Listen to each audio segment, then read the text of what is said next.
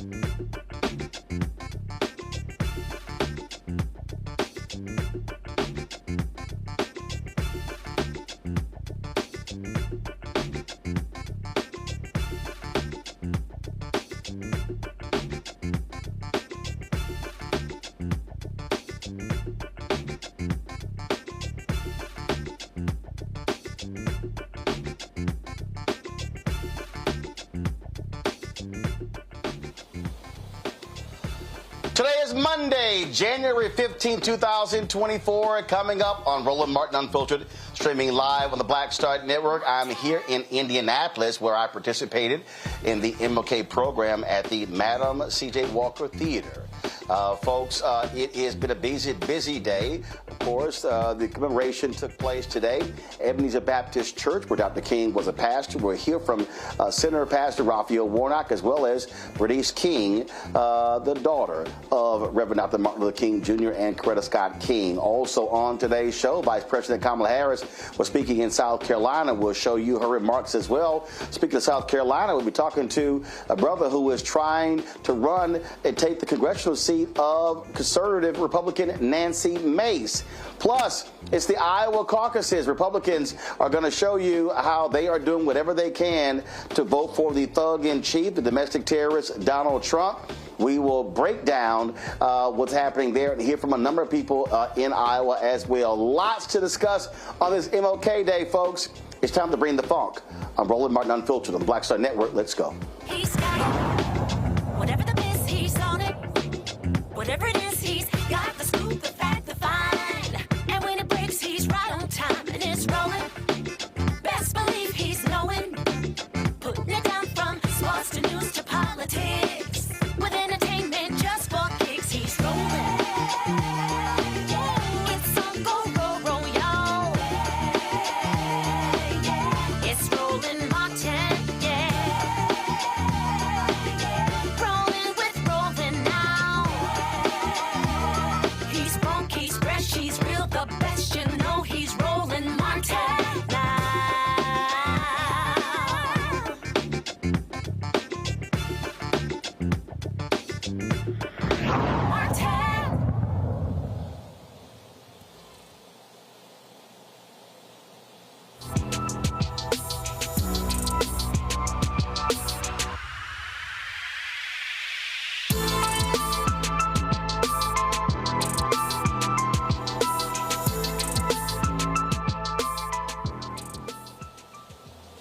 All across America and today, folks, there were different events and celebrations, parades, as well as program, speeches, breakfasts, speech contests, art contests, all focused on recognizing the federal holiday of the Reverend Dr. Martin Luther King Jr. Today was his actual birthday, and these celebrations took place in Philadelphia. President Joe Biden participated in a day of service in Philadelphia volunteering with a hunger relief group. They are helping prepare food boxes for those in need. I was here in Indianapolis speaking at the Madam C.J. Walker Theater here to a sold-out audience. Had a fabulous time here. Yesterday, of course, was in Charlotte and was in Long Island on Saturday, and so quite the busy weekend.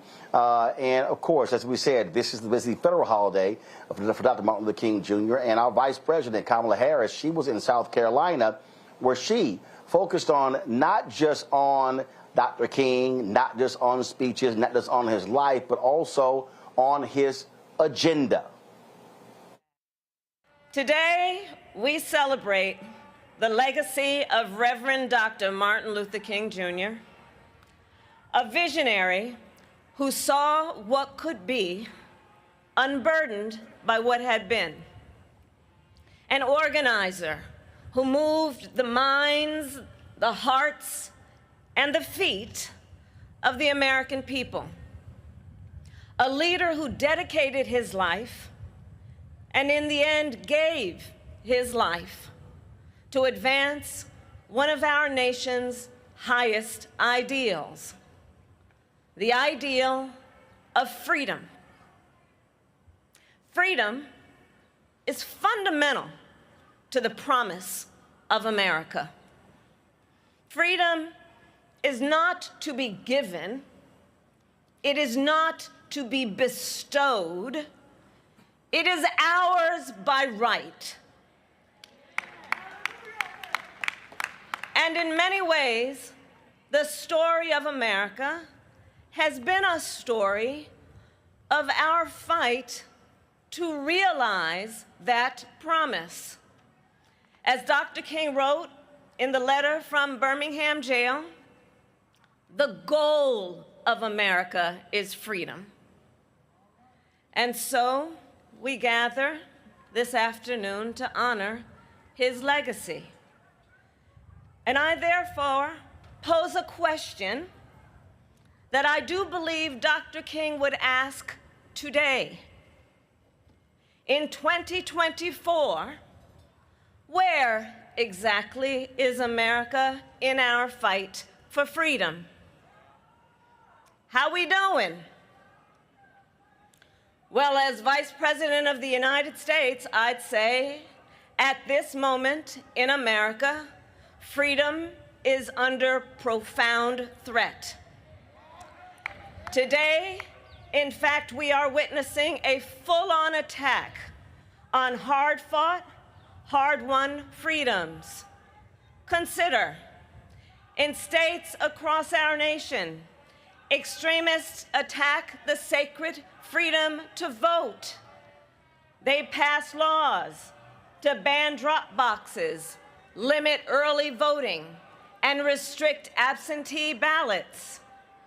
In Georgia, extremists had the gall to pass a law to even make it illegal to simply offer food and water to people standing in line for hours to exercise their basic civic duty. I ask the friends, whatever happened to love thy neighbor? The hypocrisy abounds. And please note, the governor in Georgia signed that law on the 56th anniversary of the march from Selma to Montgomery. Today, in states across our nation, extremists propose and pass laws to attack a woman's freedom to make decisions about her own body. Laws that would even make no exception for rape and incest. And let us all agree, one does not have to abandon their faith and deeply held beliefs to agree. The government should not be telling her what to do with her body. Freedom. Every person in our nation has a right to live safe and to live free from the horror of gun violence. And yet today, these so-called leaders stand by and refuse to pass reasonable gun safety laws to help protect our children and places of worship. Every person in our nation has a right to be who they are and love who they love openly and with pride. And yet, this past year, extremists have proposed or passed hundreds of laws targeting LGBTQ people. Every person in our nation has a right to be free to learn and acknowledge our country's true and full history. And yet today, extremists pass book bans. Book bans in this year of our Lord 2024. And then they even try to erase, overlook, and rewrite the ugly parts of our past. For example, the Civil War, which, must I really have to say, was about slavery?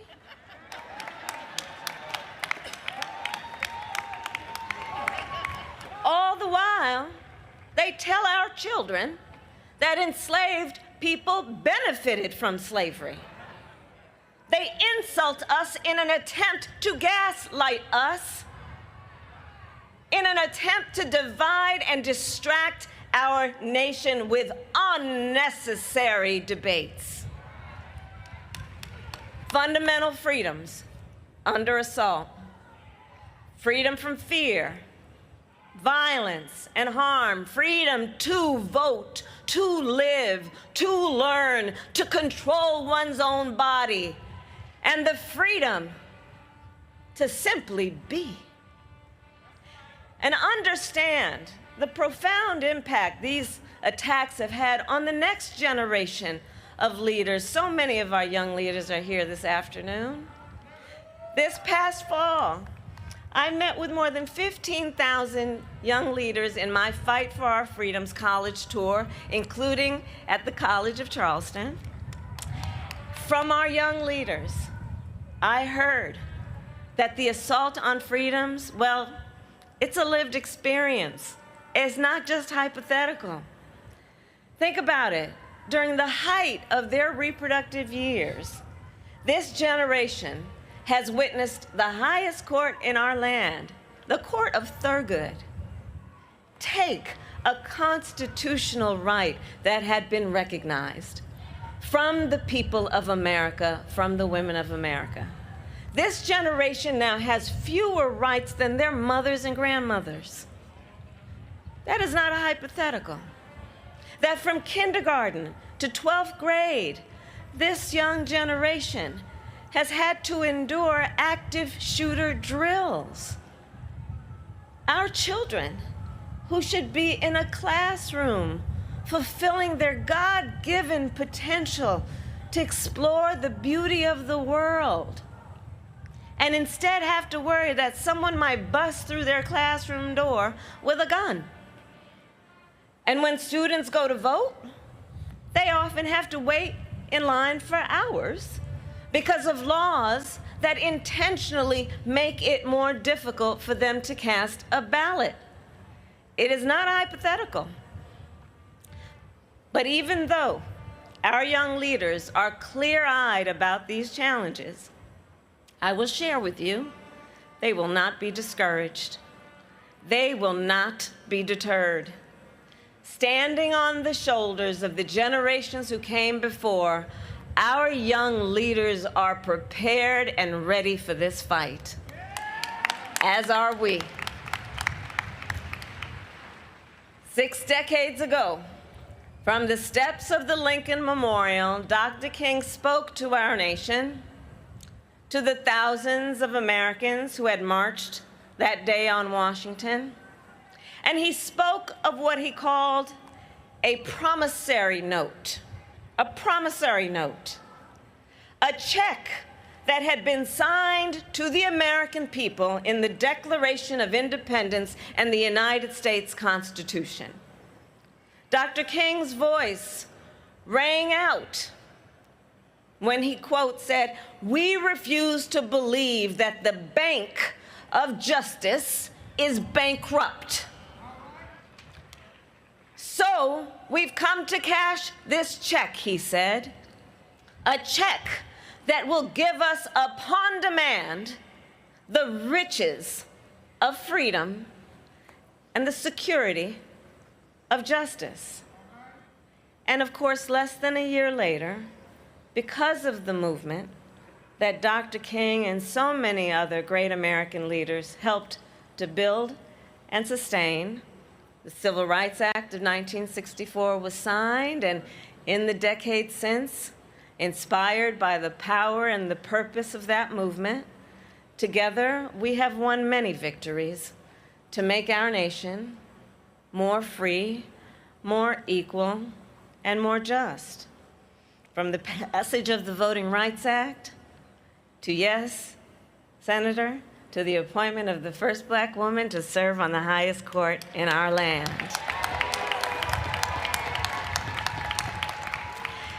So if he were here, I think Dr. King would be the first to say that, yes, we have come far, and though we have come far, in this moment, it is up to us to continue that fight, to cash that promissory note. And like Dr. King, even through the struggles and the setbacks, even during the pain and the heartbreak, even when our feet grow weary and our legs grow tired, we will march forward for freedom. Because I do believe the true power behind the promise of America is in the faith of her people. The promise of America, I do believe, is in the faith of the people. Our faith in the founding principles of our nation, and our profound commitment to make those principles real. Generation after generation, on the fields of Gettysburg, in the schools of Little Rock, on the grounds of this State House, on the streets of Ferguson, and on the floor of the Tennessee House of Representatives, we the people have always fought to make the promise of freedom real. And so today, we must do so once again. The great Coretta Scott King once said, "Freedom is never truly won. You earn it and win it in every generation." And at this moment in history, in the relay race of history, I say then, let us not throw up our hands, because it's time to roll up our sleeves. And we were born for a time such as this. And so with faith, with hope, and optimism, we will fight. And when we fight, we win. May God bless you, and may God bless the United States of America. Thank you.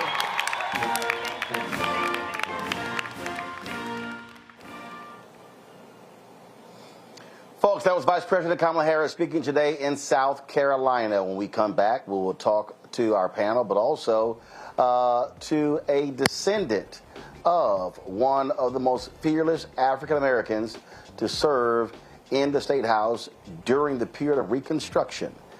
That's next, right here on Roland Martin Unfiltered on the Black Star Network, broadcasting on this MLK Day. Back in a moment.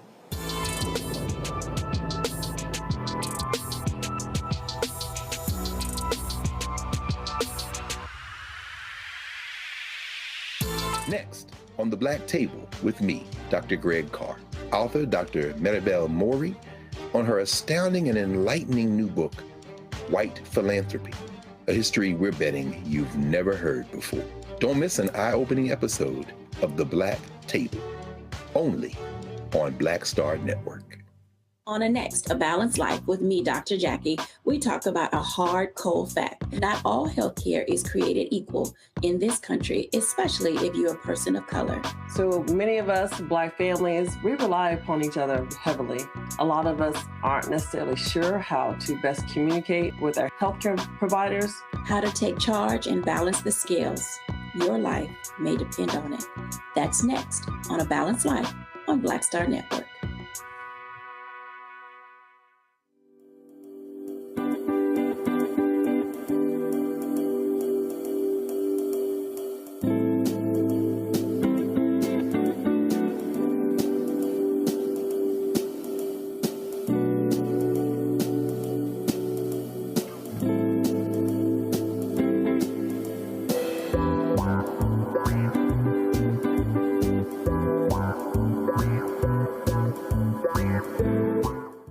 Executive producer, Proud Family. Bruce Smith, creator and executive producer of The Proud Family, Louder and Prouder. And you're watching Roland Martin Unfiltered.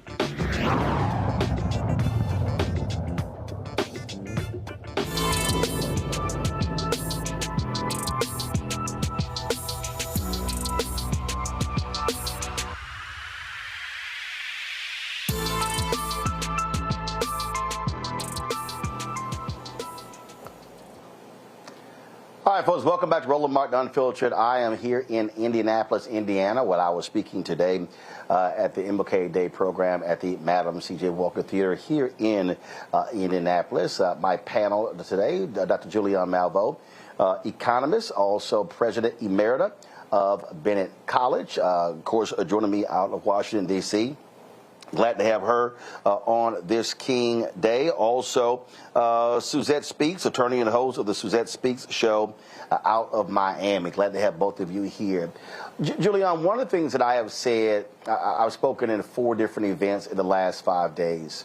And one of the things that I have said is that one of the mistakes that we make every year is that we make today solely about Reverend Dr. Martin Luther King Jr.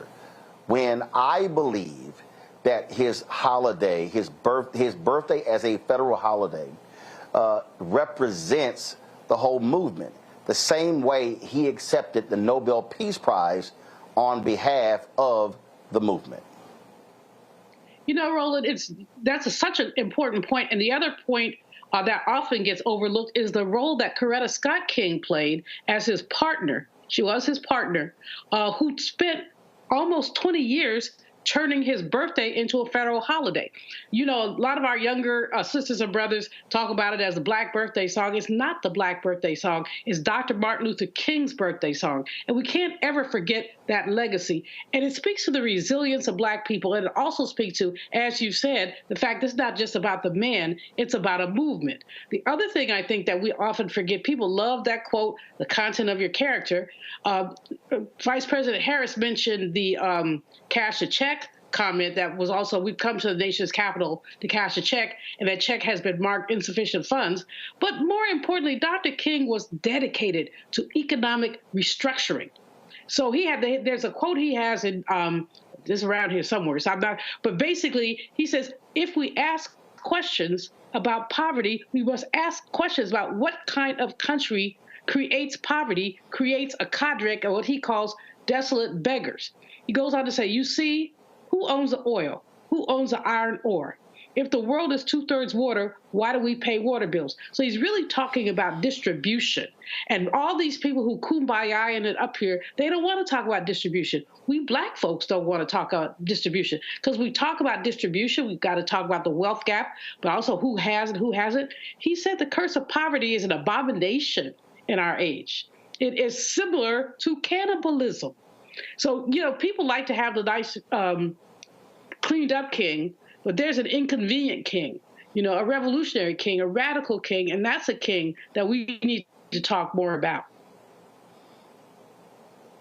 Well, Suzette, that's one of the points that I've stressed in all of my presentations, that we should be reclaiming the radicalness of Reverend Dr. Martin Luther King Jr.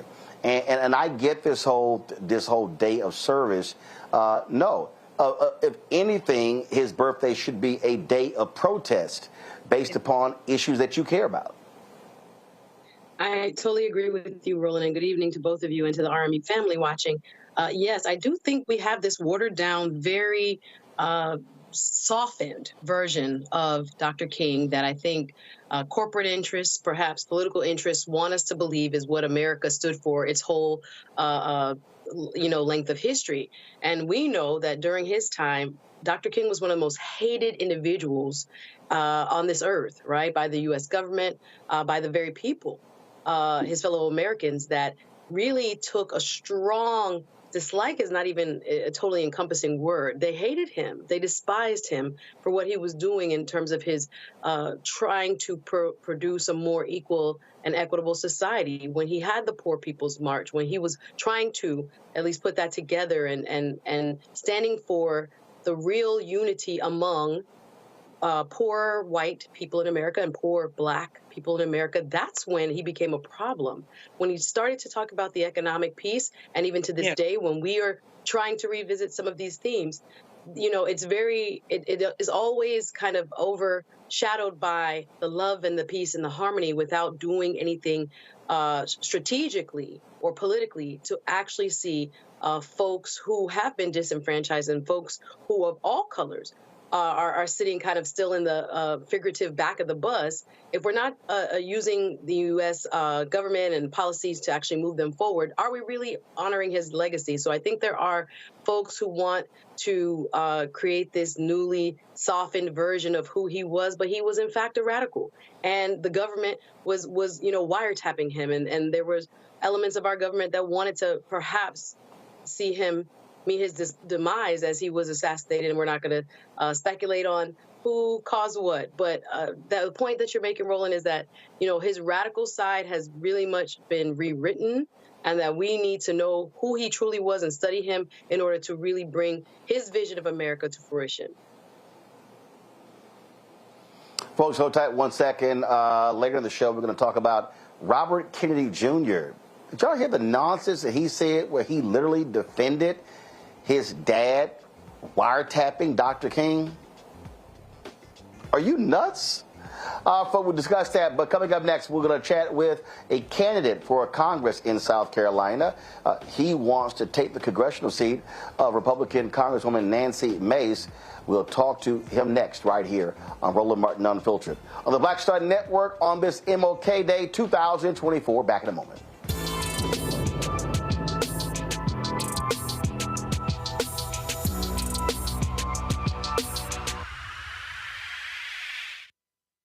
Grow your business or career with Grow with Google's wide range of online courses, digital training, and tools. Gain in-demand job skills with flexible online training programs designed to put you on the fast track to jobs in high-growth fields. No experience is necessary. Learn at your own pace. Complete the online certificate program on your own terms. Stand out to employers, get on a path to in-demand jobs, and connect with top employers who are currently hiring. Take one professional career certificate program or all 6. Earn a Google Career Certificate to prepare for a job in a high-growth field like data analytics, project management, UX design, cybersecurity, and more. All professional career certificate programs must be completed by December 31st, 2024. Scan the QR code to complete the application. There are 1,000 scholarships available. Grow with Google and J. Hood and Associates. Be job ready and qualify for in-demand jobs. This is Essence Atkins. Mr. Love King of R&B, Raheem Devon. Me, Sherry Shepard, and you know what you watch. You're watching Roland Martin Unfiltered.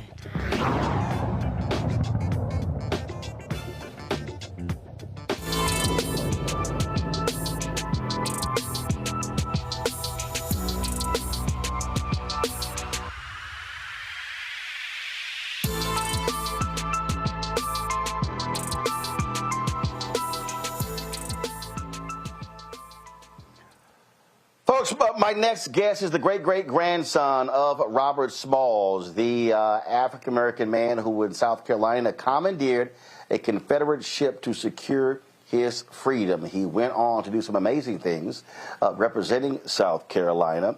Well, his descendant is running for U.S. Congress, hoping to replace Republican Congresswoman Nancy Mace. Michael B. Moore joins us right now. Michael, glad to have you here on Roland Martin Unfiltered. Last time we talked, you were leading the new Black Museum in Charleston. Yes, yeah. Thank you for the invitation to be back. And yeah, we were trying to raise the money to get the International African American Museum built, and now it is open, and it's a very, very special place. I encourage your viewers to take a trip to Charleston and to check it out. When we talk about, running for office, what was it? What stood out to cause you to say, you know what, I need to do this to replace Nancy Mace in Congress?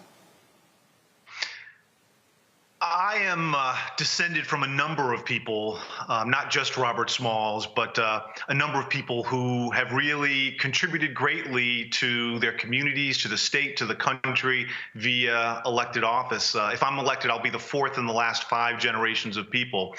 I'm a father among a number of different things. I've got 4 sons. I've got a 6-month-old granddaughter, and I looked at the world that my generation was leaving theirs, and it just felt to me that that there were some significant issues, that there's significant challenges, and in particular that there were more challenges even for them than I had growing up. I grew up on the tail end of the civil rights movement, and even though we were still dealing with a lot of those social issues, and obviously we are still dealing with many of those issues, there was still an overall sense that each generation would do better than the last, that children would somehow almost automatically outperform their parents economically, socially. And I don't think that as a society now, when I look at the state of the economy, the state of politics, the state of social interactions, I just don't think that we can be just so automatically confident about the future. And being descended from a number of people coming from South Carolina who contributed in this way, I grew up with this real reverence for service, reverence for what one can do in service of others. And so it just felt like I needed to jump in and try to make a difference.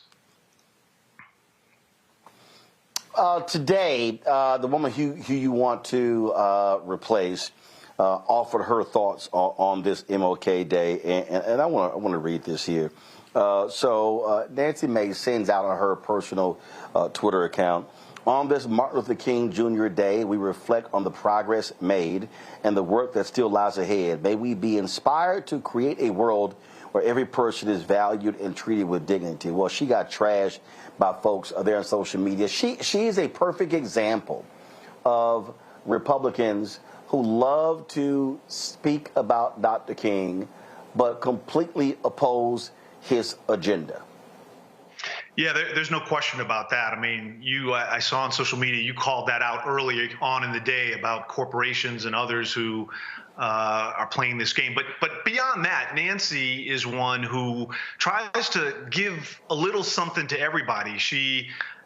There's just enormous gaps between what she says and what she does. For example, she has critiqued her party around abortion, their stances on abortion, but yet she was the co-sponsor of a 6-week abortion ban. She says that she voted against the speaker, Kevin McCarthy, because of his stance on issues around women, but yet she supported and voted for our current speaker, who is even further to the right on women's issues. So, Nancy seems to be about Nancy. She is, I don't know whether she's out running apparently to try to curry favor with former President Trump to potentially become his vice presidential choice, or whether she's, trying out for a gig on Fox News. Who knows? But it's really clear that isn't she the same person? Isn't she the same person who Trump didn't endorse, and she traveled to New York to do a video in front of Trump Tower to pledge her allegiance to MAGA? Yeah, she tried to make it right real quick. But yeah, she's all over the place. Wow, that's absolutely crazy there. Questions from our panel. Julian, you're first. First of all, brother, good luck. That lady was something else. I want your reaction on her scolding of President Biden when he went to Mother Emanuel to speak. And she was very, very caustic about his presence there. What do you think about her remarks? And what does the community think about her remarks? You know, I think that she felt exposed to a certain degree. You know, she knew she wasn't going to show up to Mother Emanuel. So the fact that the president did, you know, she had to come up with something to say about that. Beyond that, I've been in touch with a number of people. A number of community leaders were there at the church and were very appreciative that the president of the United States would come to Charleston, would come to Mother Emanuel to talk about things that were, you know, of deep and great importance to the country at that sacred place. So, no, I mean, you know, she had a you know, a bang up week in terms of, you know, being in front of the media last week, and that was just the start of it. Suzette? Good evening, Mr. Moore. I was reading in an article dated October 2023 about how gerrymandering may have an influence or an ultimate impact on your ability to win the 1st Congressional District. It was speaking about 30,000 Black voters now being excluded from the 1st Congressional District. Could you tell us a little bit more about where that stands? I know that it was appealed, and could you tell us, you know, where that stands now and how it affects you? Yeah, thanks for the question. A group of federal judges ruled that 30,000 African-American voters were unconstitutionally gerrymandered from our district, the 1st Congressional District in South Carolina. And that was appealed to the Supreme Court. And we should be hearing any moment, you know, about their response to that. On one hand, I'm optimistic because of their rulings in North Carolina and Alabama and Louisiana upholding the Voting Rights Act. This is a slightly different case, although the very principle of one person, one vote is still what we are discussing. And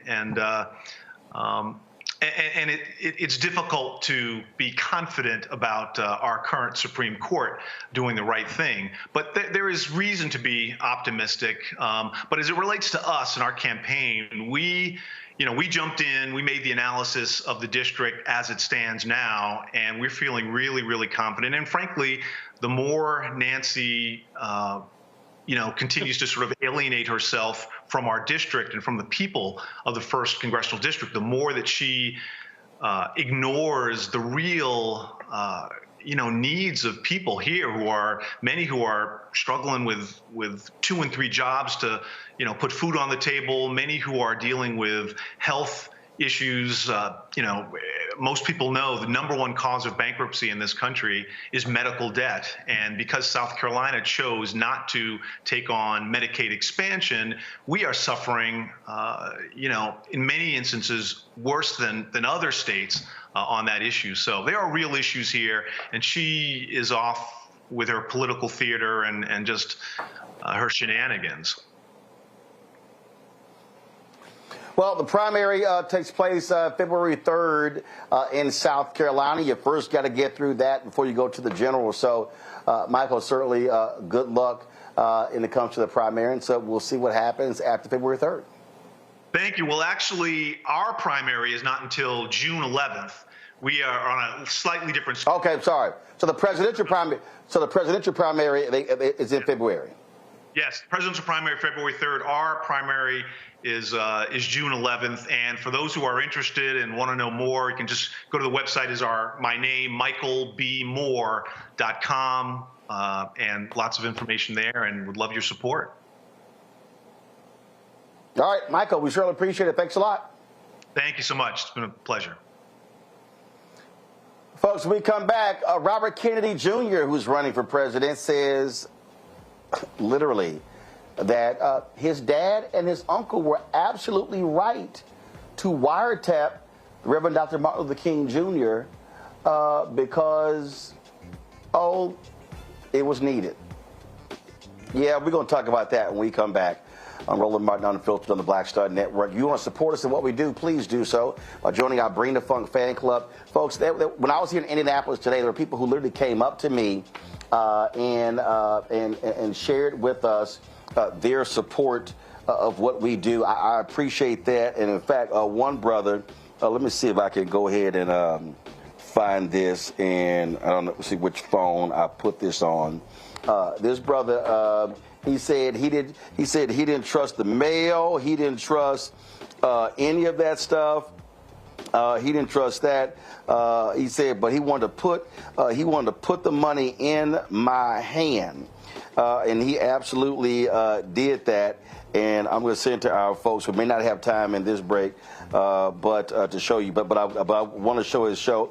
I wanted to show you his name. He gave $1,000 contribution to Roland Martin Unfiltered. He said, look, I ain't trust the electronic stuff and nothing else. I want to put it in your hand. And so I thank the folks who support us in what we do. Folks, I'm telling you, without y'all, we can't do what we do because we're fighting a good fight when it comes to the advertising community. So send your check and money order to P.O. Box 57196, Washington, D.C., 20037-0196. Cash App, $, RM Unfiltered, PayPal, Martin Unfiltered, Venmo is RM Unfiltered, Zelle, Roland at RolandSMartin.com, Roland at RolandMartinUnfiltered.com. We'll be right back.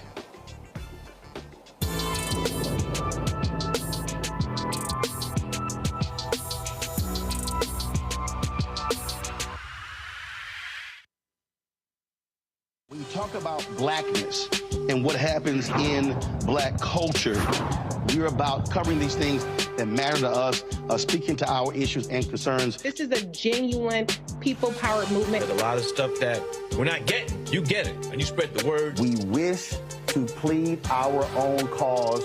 Too long have others spoken for us. We cannot tell our own story if we can't pay for it. This is about covering us. Invest in black-owned media. Your dollars matter. We don't have to keep asking them to cover our stuff. So please support us in what we do, folks. We want to hit 2,000 people, $50 this month, raise $100,000. We're behind 100,000, so we want to hit that. Y'all money makes this possible. Check some money orders. Go to P.O. Box 57196, Washington, D.C., 20037-0196. The Cash App is $ RM Unfiltered. PayPal is R Martin Unfiltered. Venmo is RM Unfiltered. Zelle is Roland at RolandSMartin.com. I'm Dee Barnes, and next on The Frequency, we're talking about the rise in great Black literature and the authors who are writing it. Joining me will be professor and author Donna Hill, discuss her writing journey and becoming a best-selling author. I always was writing, but I never saw anybody that looked like me in the books that I was reading. Plus, her work with the Center for Black Literature and next year's National Black Writers Conference. That's right here on The Frequency on the Black Star Network. I am Tommy Davidson. I play Oscar on Proud Family, Louder and Prouder. Right now, I'm rolling with Roland Martin, unfiltered, uncut, unplugged, and undamn believable.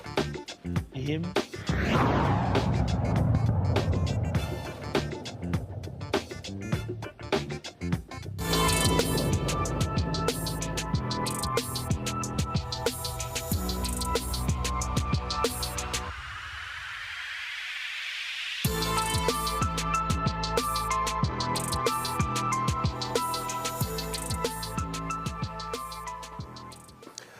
All right, folks, I've heard some pretty dumb stuff, and a lot of it comes from Robert F. Kennedy Jr. Yesterday, in an exclusive interview with Politico, he literally said that it made sense for his dad, Robert Kennedy, and President John F. Kennedy, his uncle, to authorize wiretaps, FBI wiretaps, against the Reverend Dr. Martin Luther King Jr. He said that he admitted that the FBI was out to ruin King, but he called it a necessary step. He said because the Kennedys were making big bets on King, particularly in organizing the March on Washington. Quote, they were betting not only the civil rights movement, but their own careers. And they knew that Hoover was out to ruin King. The story says that he argued that the Kennedy administration had a legitimate reason to go along with Hoover's determination to surveil King. He said, quote, that was a good reason for them doing that at the time because J. Edgar Hoover was out to destroy Martin Luther King and the civil rights movement, and Hoover said to them that Martin Luther King's chief was a communist. My father gave permission to Hoover to wiretap them so he could prove that his suspicions about King were either right or wrong. I think politically they had to do it. Julian, this is about the dumbest. See, they're about to make me cuss. I'm trying not to cuss. This is about the dumbest crap I have ever seen to say, oh, yeah, they authorized the wiretaps against King to prove that he wasn't the bad man that Hoover said he was when Hoover used the wiretap to try to blackmail King to even commit suicide. You know, Robert F. Kennedy Jr. needs to get himself committed.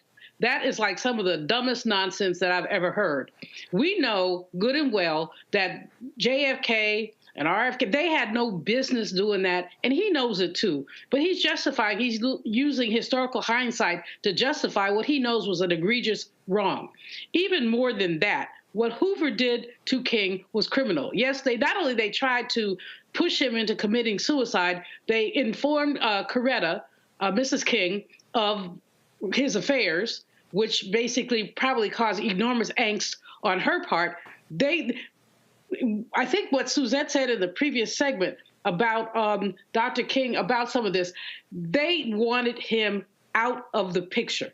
They loved him until he started connecting militarism, racism, and violence. When he started connecting those things, he lost the support of all the foundations who had been pouring money at him. He lost the support of many of the white allies who had surrounded him when he talked about I have a dream, but not when he talked about economic restructuring. And the Kennedys went along with J. Edgar Hoover. We know J. Edgar Hoover was a cross-dressing racist. And I ain't mad about his cross-dressing. I'm mad about his closet.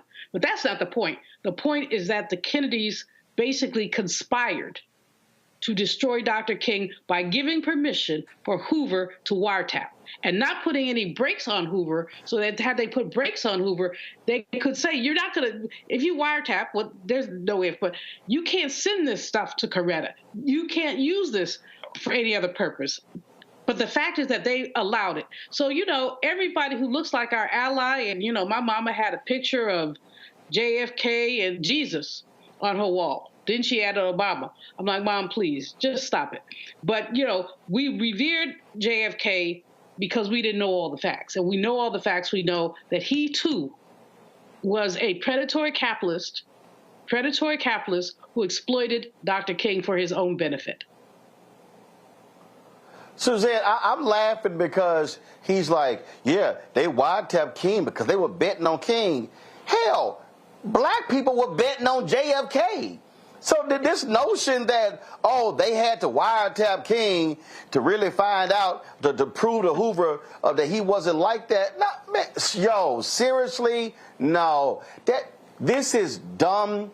It's shameful and despicable. The reality is one of the greatest mistakes Robert F. Kennedy ever made was authorizing that wiretap of Dr. King, because that gave J. Edgar Hoover more ammunition to try to destroy MLK. And what the FBI did with COINTELPRO, this in essence is RFK Jr. essentially defending COINTELPRO, which targeted black leadership across the country. Yeah, I think as the young people would say, Roland, they would say, stop the cap, sir. I don't understand why he felt it was necessary to try to defend this. It is actual evidence now, again, with everything that has come out since his death, that, you know, the Kennedys were duplicitous, right? They are cool with you in public, like many politicians. And then if they happen to find something that might work in their favor to be able to, you know, bring you down at the same time, it would work for them, right? So they kind of gave they did give J. Edgar Hoover kind of this open blank check to go after him. And like you're saying, so many others in the civil rights movement. What about all those other people? Were they betting on them as well as they were trying to find all kinds of information to try to destroy them? There were no FISA courts at that time. There were no judges to pre-approve this type of stuff. That it was just a here you go. And this man with this personal vendetta and mission to stop the civil rights movement in its tracks and to stop Dr. King in particular and to make his life hell was the purpose. And they knew it, right? The Attorney General, RFK's dad, knew about it. His uncle, the president, knew about it. But I don't understand why he felt it would be a good argument to make now that somehow there was something defensible about it. No, they were duplicitous. They wanted good and bad information that they could use for their benefit in the future. It's 7 o'clock. Well, and the thing here, first off, the wiretaps were approved on October 10th, 1963. And so here's a perfect example. I just pulled this up here. So Attorney General Robert Kennedy approves FBI wiretaps on Dr. King on October 10th because of allegations that two of his aides had communist associations. I don't know what the hell Robert Kennedy Jr. talking about. And then he said, oh, I think my father, I think John F. Kennedy, the uncle, privately warned King about the wiretaps. King and JFK had an explosive confrontation on June 22nd, 1963, about those allegations, and so that's just absolutely nonsense. And in fact, those same wiretaps embarrassed Robert Kennedy when he ran for the United States Senate in 1964, for president in 1968. So sorry, RFK Jr., you're full of crap. You're full of crap. And in fact, the FBI tried to blackmail King by sending him a letter on November 21st, 1964, that was sent to his wife that contained tape recordings of King supposedly having sex with other women and strongly urging him to kill himself. But sure, RFK Jr., it was about them betting big on MLK. This is what happens, Julian, when folks are trying to rewrite the story after the fact, and we ain't letting that happen. No, Roland, this is why you are so important and why this is such a service. Because basically, people are trying to rewrite history, and RFK Jr. just needs to go somewhere. I mean, you can't. The fact is that our history is profoundly flawed.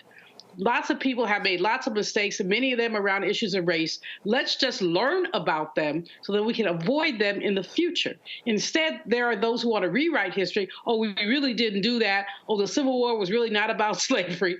Or, oh, lynching really didn't happen. The fact is that we have an ugly history, but as a nation, we only come together when we acknowledge the history and then move ahead. This person, RFK Jr., he does not want to acknowledge history. He's making excuses. And guess what? The whole thing was entirely unnecessary. He could have easily said, yes, this happened. It was regrettable. He didn't have to talk ugly about his daddy or his uncle. He could have just said, this was regrettable. I mean, the context of the times, we all know that when you said somebody was a communist, that was like kryptonite. And so you could, at some level, if you got into their warped brains, kind of say, okay, I can see why that happened. Do not try to make excuses. Simply say, it happened. It was regrettable. Let's move on. But these folks want to clean it up. They want to try to do this kumbaya crap. And it's infuriating, but it's also disgusting, Roland. We look at basically the record that they continue to try to cut and paste, just like the Orange Man talking about the people being hostages, the people who starved the Capitol being hostages. Well, if you're a rhetorician, you can say anything about anything and think it means anything, but those of us who know and believe in the truth and believe in freedom, as Vice President Harris said, will not go down like this. So let's continue to snatch off the blinders and tell the truth, and RFK Jr. just needs to go somewhere. Well, bottom line, again, we're not going to sit here and play these little games with folks who want to distort the truth. All right, folks, hold tight 1 second. We come back. The Iowa caucus, Republicans are going to vote. Donald Trump wants to destroy his rivals. You've got these white evangelicals in Iowa who literally are going to vote for a domestic terrorist, but they think he's just great and wonderful. Yeah, we got lots to talk about that when we come back. And also, a new poll shows exactly how these white conservative voters think. And they really believe in their minds that racism against whites is just as bad as it is against minorities. These people are utterly delusional. You're watching Roland Martin Unfiltered right here on the Black Star Network on this MLK Federal Holiday 2024.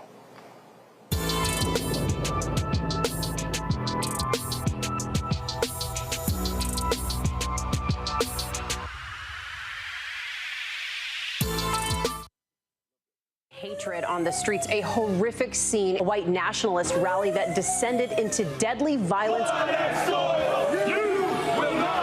White people are losing their damn minds. As an angry pro-Trump mob storms the U.S. Capitol, we're about to see the rise of what I call white minority resistance. We have seen white folks in this country who simply cannot tolerate black folks voting. I think what we're seeing is the inevitable result of violent denial. This is part of American history. Every time that people of color have made progress, whether real or symbolic, there has been what Carol Anderson at Emory University calls white rage as a backlash. This is the rise of the Proud Boys and the Boogaloo Boys. America, there's going to be more of this. Here's all the Proud Boys, guys. This country is getting increasingly racist in its behaviors and its attitudes because of the fear of white people. The fear that they're taking our jobs, they're taking our resources, they're taking our women. This is white fear.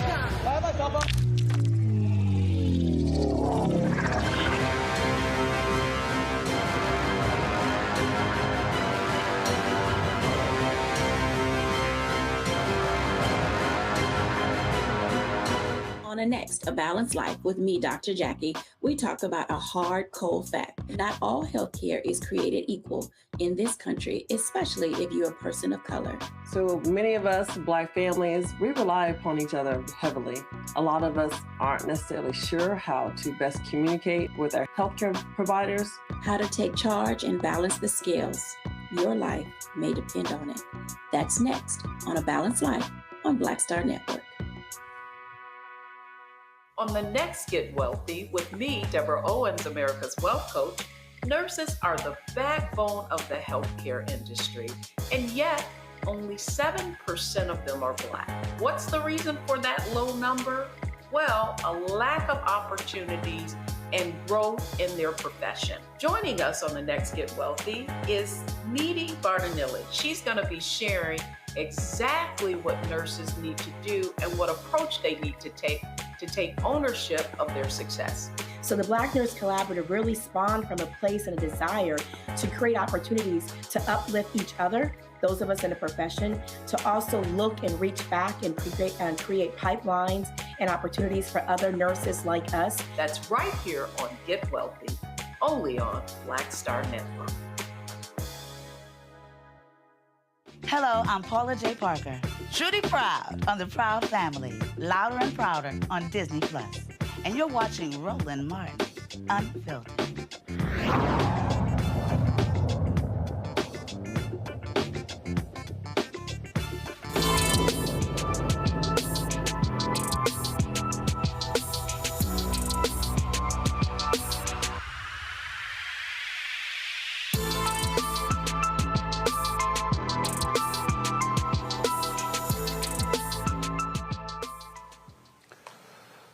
All right, folks, Iowa normally is the first presidential caucus for Democrats and Republicans. Democrats said, nah, we're good. We're going to start with South Carolina. Republicans are sticking with Iowa, and so they're going to the caucuses today to vote. On the Republican side, you got Donald Trump, and, of course, you got Nikki Haley, Vivek Ramaswamy. You got all these other different people. Bottom line is it's really the nutcases over there. who are running. Let's go to Wayne Ford. Wayne is the co-founder of the Brown and Black Forums of America. Wayne, glad to have you here. First and foremost, it's freezing, it's cold. You've got, frankly, these white evangelicals in Iowa who don't care that Donald Trump wants to lead an insurrection, don't care that he told people to move on when it came to the shooting in Iowa.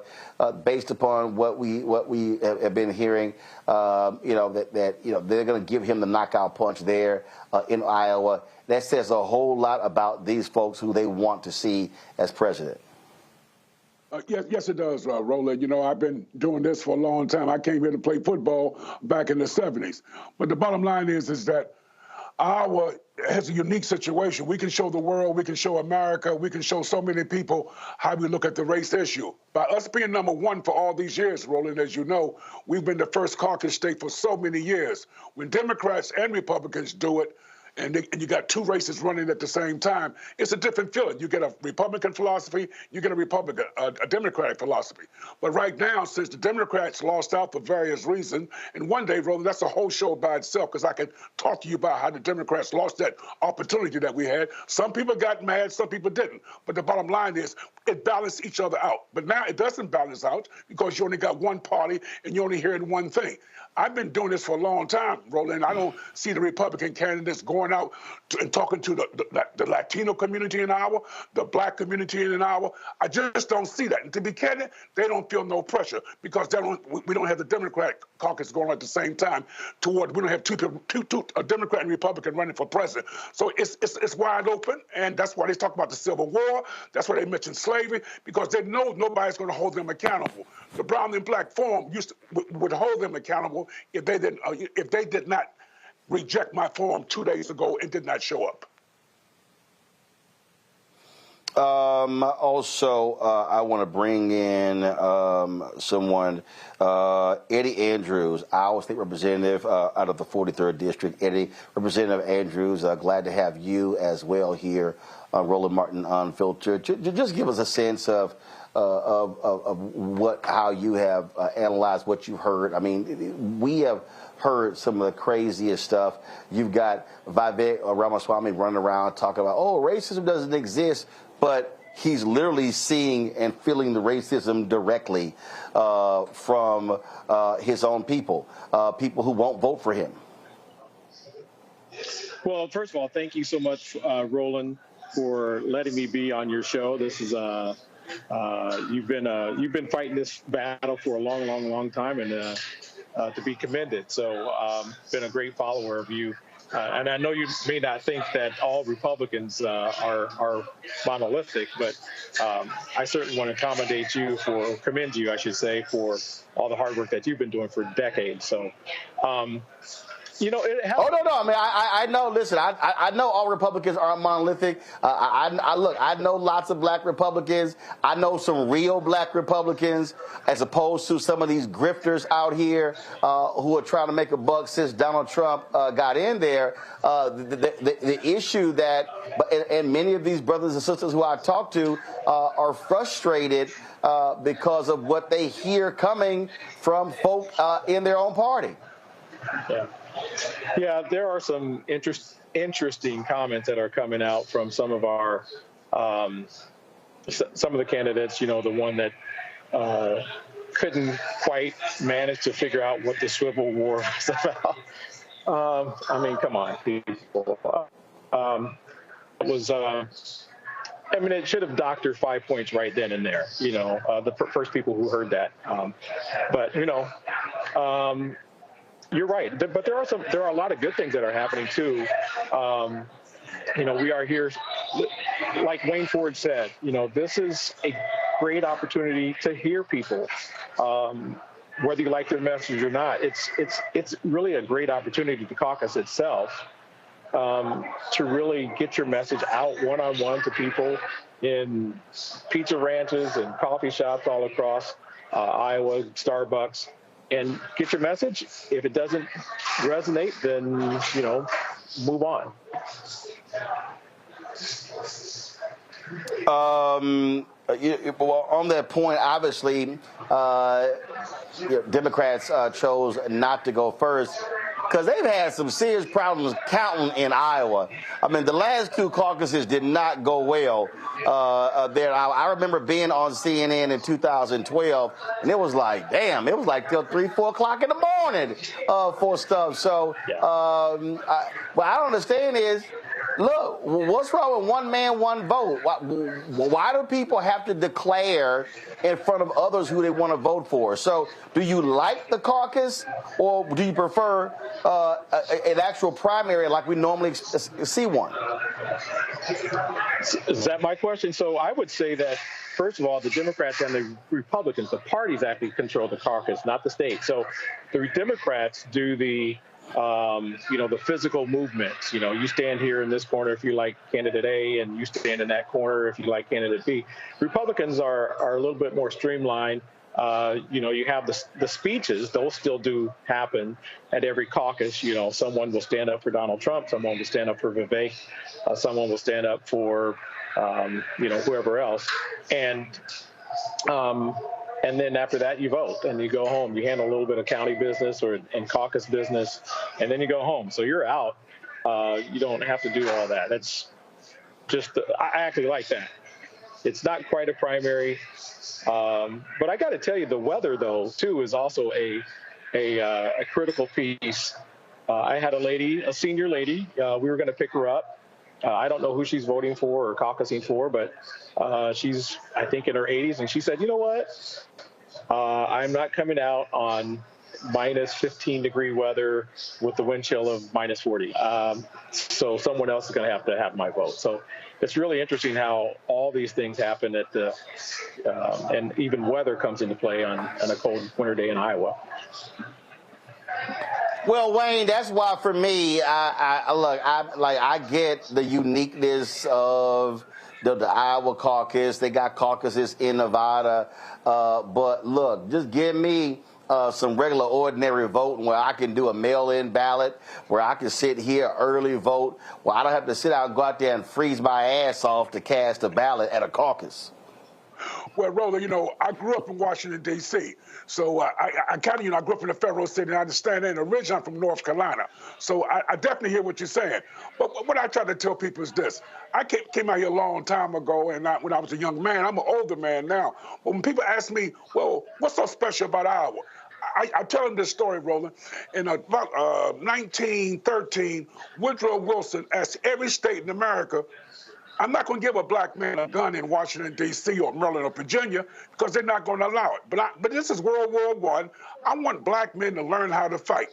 So he had the Secretary of State send letters out to all the states in America during World War I.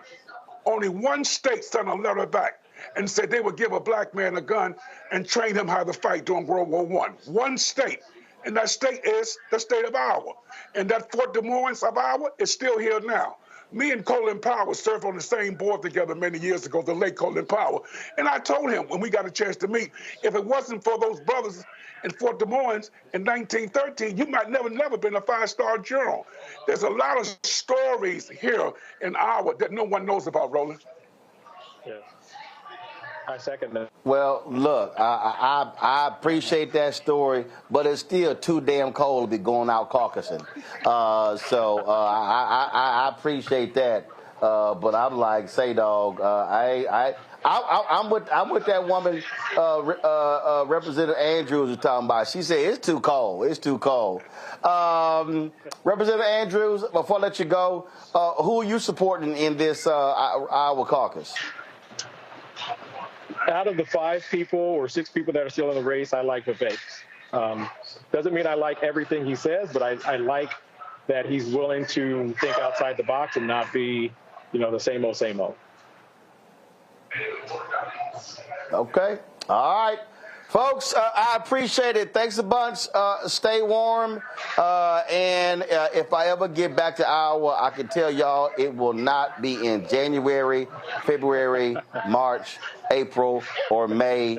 I don't like sitting here being in Indianapolis right now where it's 2 degrees. Gentlemen, I appreciate it. Thanks a lot. Touche. Thank you. All right, going to a break. We'll be right back. Roland Martin Unfiltered on the Black Star Network, live from Indianapolis. Back in a moment.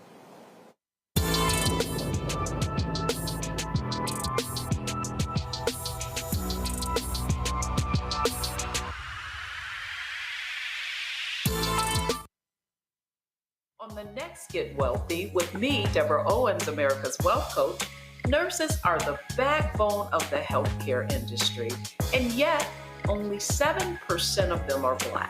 What's the reason for that low number? Well, a lack of opportunities and growth in their profession. Joining us on the next Get Wealthy is Needy Bartonelli. She's going to be sharing exactly what nurses need to do and what approach they need to take ownership of their success.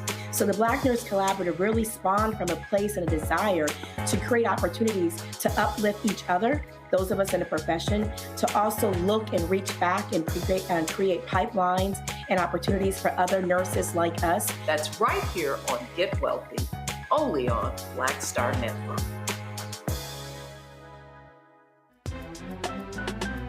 I'm Faraji Muhammad, live from LA. And this is The Culture. The Culture is a two-way conversation. You and me. We talk about the stories, politics, the good, the bad, and the downright ugly. So join our community every day at 3 p.m. Eastern and let your voice be heard. Hey, we're all in this together. So let's talk about it and see what kind of trouble we can get into. It's The Culture, weekdays at 3, only on the Black Star Network.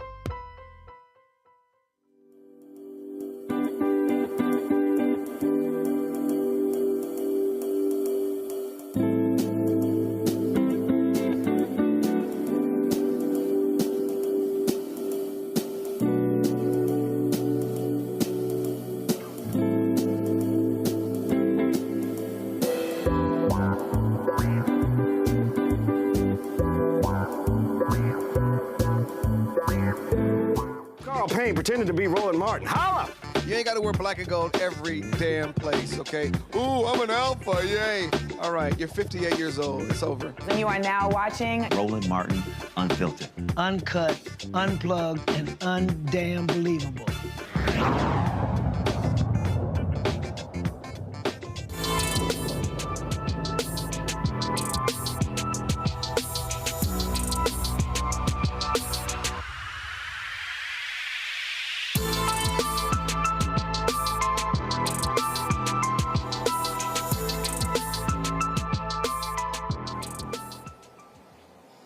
Folks, welcome back to Roland Martin Unfiltered. Joining us right now is Mark Smith. He is the former Iowa Democratic Party chair, as well as Dwana Bradley. She's the owner and publisher of Iowa Urban Media and the Urban Impact Show.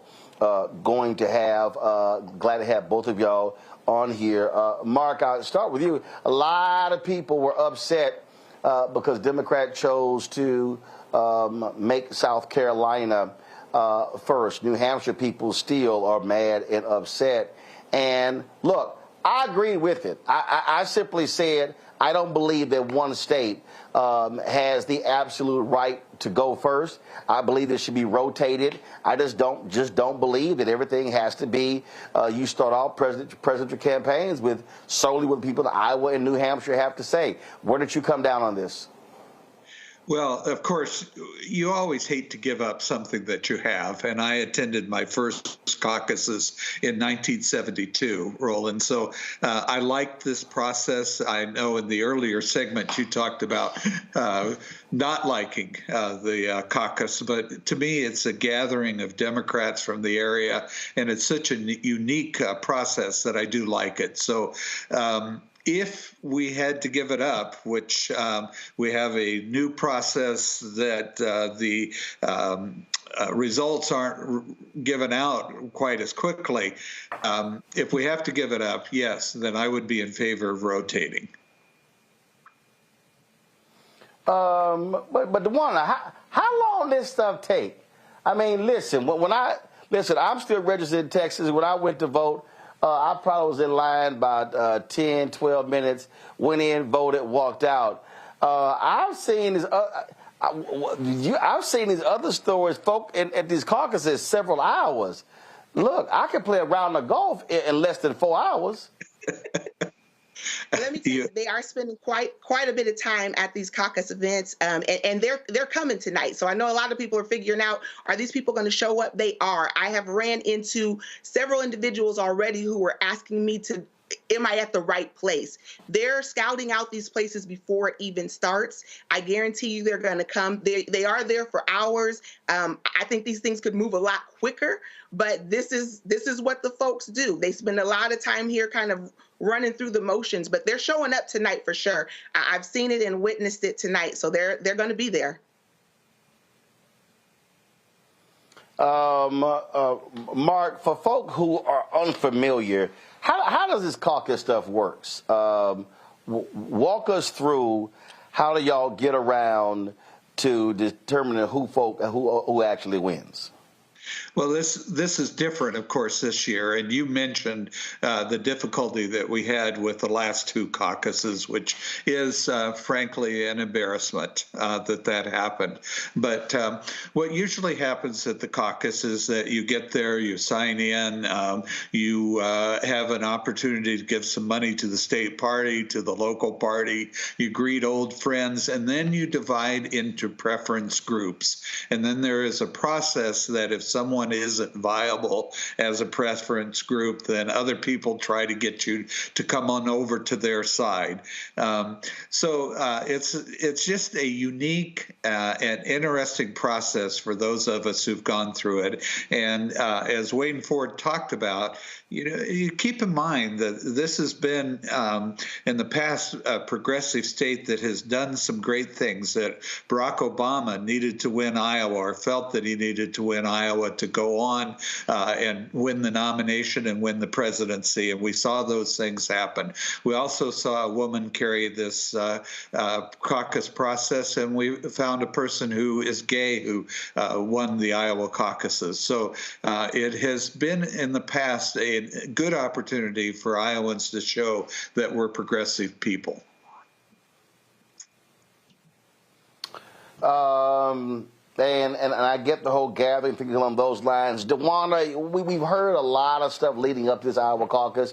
We've heard Nikki Haley utterly confused about the Civil War.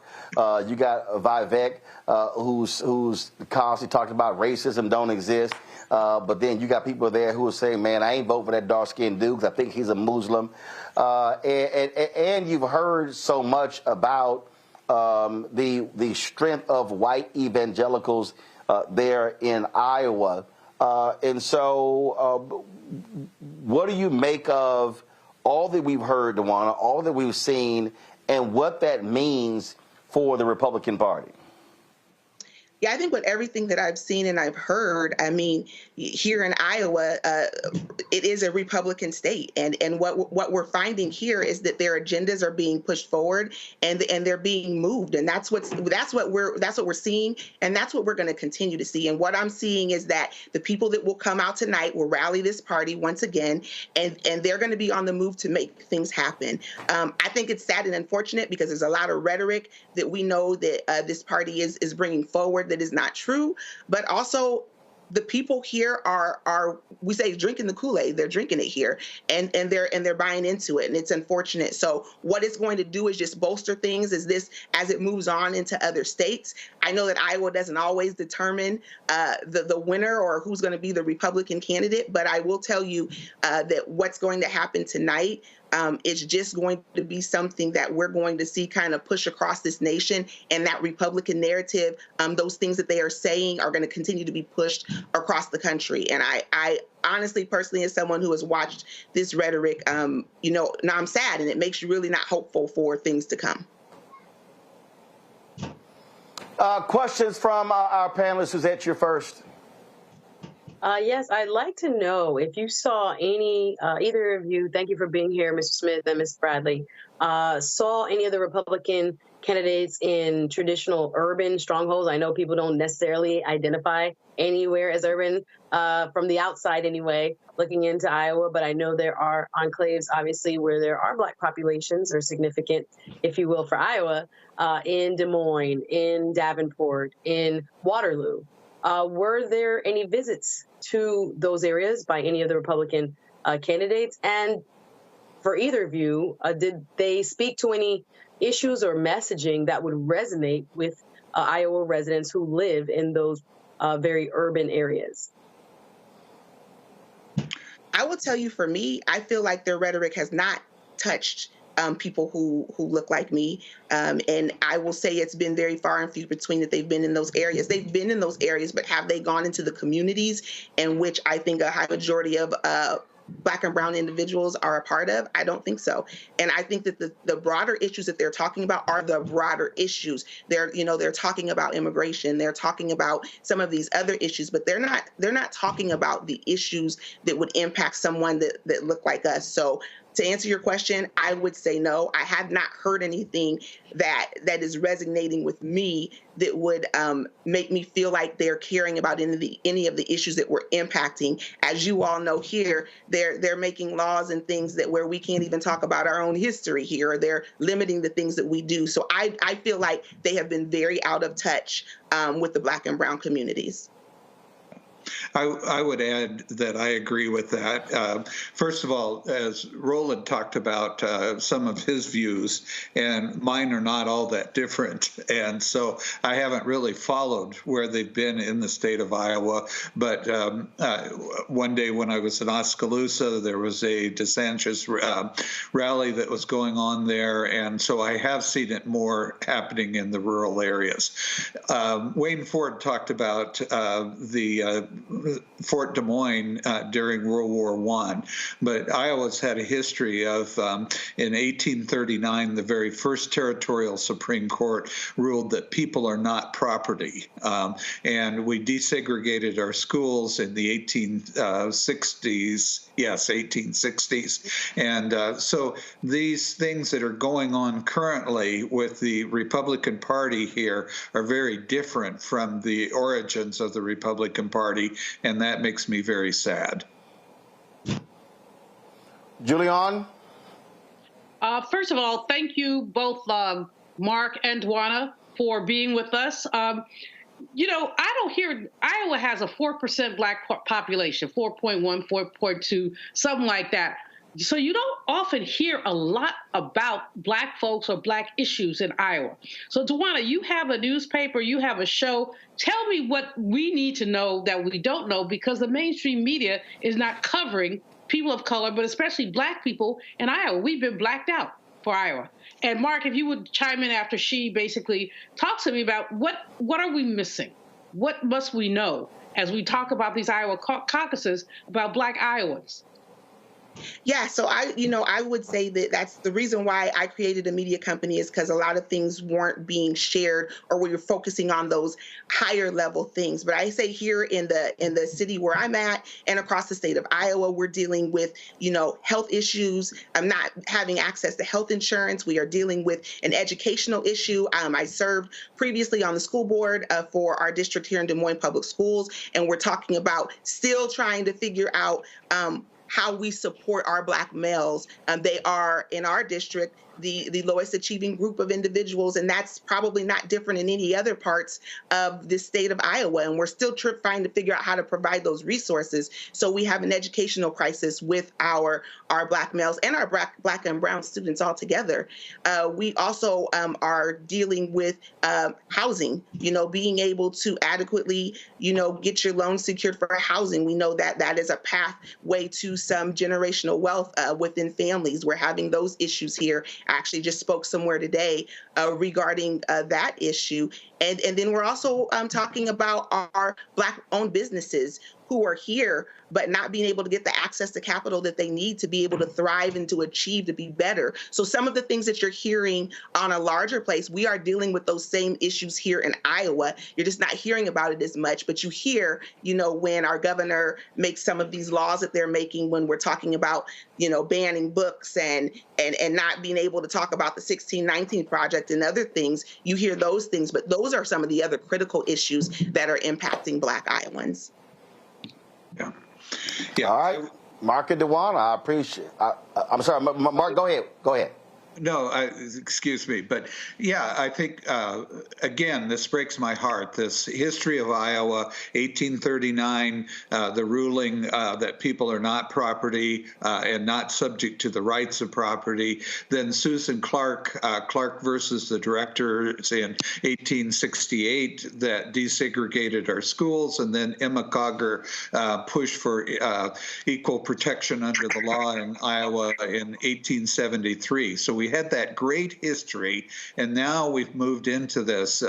You mentioned about 4% African-American population in the state of Iowa, but what is really sad with that is the last I knew about a 25% population in the prisons of African Americans, or a much higher than the overall population. I am haunted by what a friend of mine said, and I would give his name, except I haven't gotten his permission to say that on. But he said, African-American people in Iowa are tired of having the worst streets, the highest crime levels, and the poorest schools in the area, and therefore they're not voting like in the percentages that we would like to see. And so that has to change, and there has to be more response to those concerns. I would end with a shout out to my friend Wayne Ford, who was on earlier, who did more to protect all of Iowa's children against lead poisoning than any other legislator that came before or after him. And that was a concern that he expressed for all Iowa children. All of us need to do the same. All right. Mark and Dewana, we appreciate it. Thanks a lot. Thank you. Folks, we'll be right back on Roland Martin Unfiltered right here on the Black Star Network.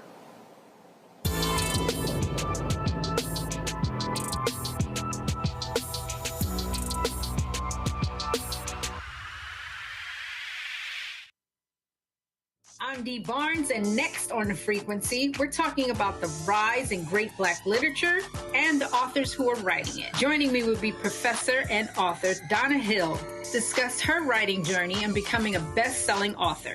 I always was writing, but I never saw anybody that looked like me in the books that I was reading. Plus, her work with the Center for Black Literature and next year's National Black Writers Conference. That's right here on The Frequency on the Black Star Network. Grow your business or career with Grow with Google's wide range of online courses, digital training, and tools. Gain in-demand job skills with flexible online training programs designed to put you on the fast track to jobs in high-growth fields. No experience is necessary. Learn at your own pace. Complete the online certificate program on your own terms. Stand out to employers, get on a path to in-demand jobs, and connect with top employers who are currently hiring.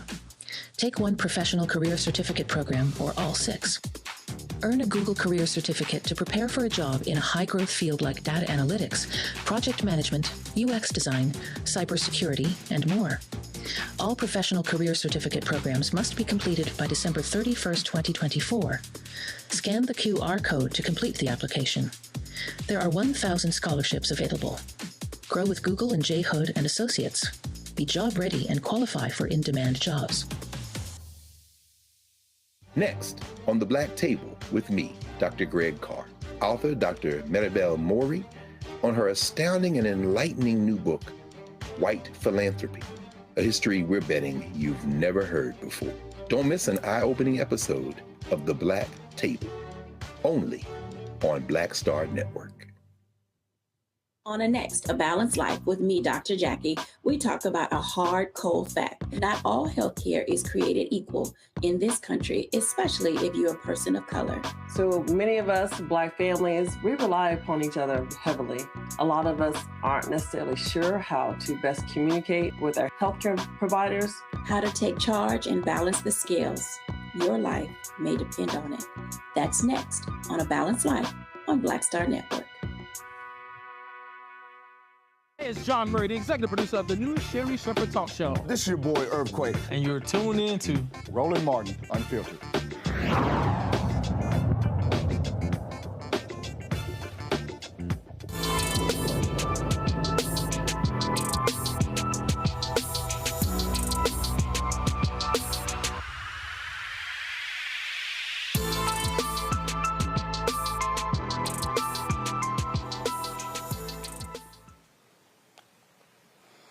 All right, folks, in that last segment, you heard Suzette and Julian both ask our guests about the issues that matter to black and brown people. Joining us right now is Bo James, is CEO of Hip Hope, Inc. He currently is at one of the Caucus locations. Also, Jessica Trinidad, a Hispanic community advocate. Glad to have both of you here. All right, Bo, what's happening where you are? Hey, everyone's just gearing up. I just checked in, logged in, and I'm in like a suburb of Des Moines. And so, yeah, it looks like I'll probably be the only pepper in the salt out here. How does it work? First of all, do you have to declare parties, or can you vote in? Do you have to vote in one or the other, or can you vote in both Republican and Democrat caucuses? I really haven't asked, but they did ask me what party I was in, and now that I think about it, when I did walk in here, there was arrows to the Republicans and arrows to the Democrats. So I talked earlier about the caucus format, and I get some people who they think is pretty cool. People get together and they get to talk.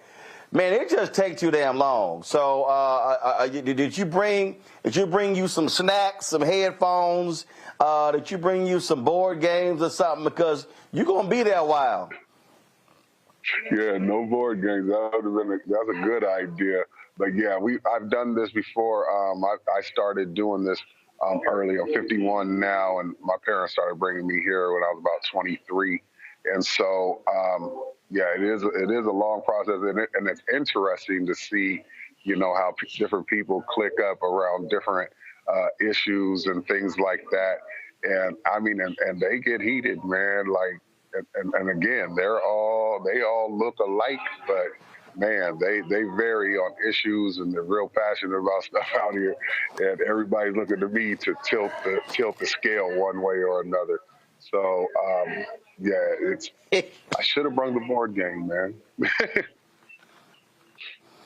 Now, I got to ask you this because, I keep a black and gold deck of cards in my backpack. So has the spades game ever broke out at a caucus? Nope. At least not at the ones that I've been to.